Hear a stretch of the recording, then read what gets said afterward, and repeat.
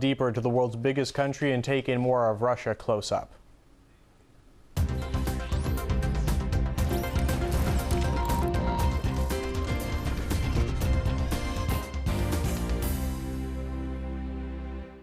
Heading to the Penza region, around 600 kilometers southeast of Moscow, a relatively small one, but one that punches above its weight culturally. The mark is stamped on the area with grand estates that have inspired some of Russia's greatest writers, including Mikhail Lermontov. But as RT's Igor Ogorodnev explains, some places that have roused writers' passions in the past have a shaky future. A tale of two estates. Tarhany, a modest country seat that in Tsarist times survived on farming and small-scale manufacturing. It happened to be the childhood home of one of Russia's most legendary figures, Mikhail Lermontov, a child prodigy, a fiery-tempered soldier, womanizer, and finally a great romantic poet and novelist. He died in a duel at the age of 27. While little of his work was composed here, Lermontov is buried in the family mausoleum. The government has recognized the historical significance of this place. We're just so lucky. For the past few years, we have been allowed to flourish. Now, 200 people look after the estate.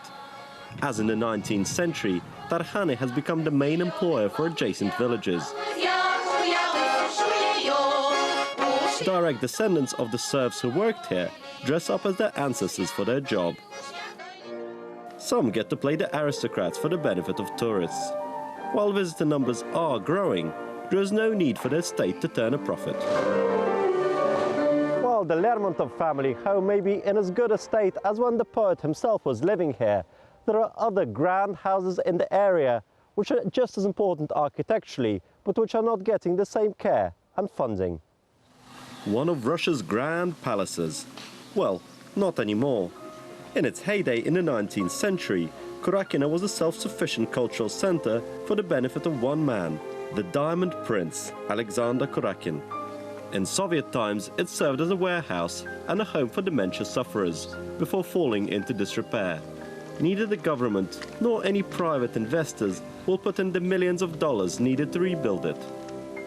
On the one hand, you can't turn all of these estates into museums and the lifestyle they supported has gone. On the other, if the situation continues as it is, they will simply disappear. And that is a fact. Yet the villagers of Kurakhina have decided to fight the inevitable, going from house to house to collect donations and relying entirely on volunteers. They have vowed to restore the estate, building by building, starting with a cemetery chapel. We are not professional restorers. We have little money for materials. We only do what we can. But we do not want to be thought of savages who do not understand where we live. We want to honor our ancestors. They face a daunting task. But if they don't rebuild it, no one else will.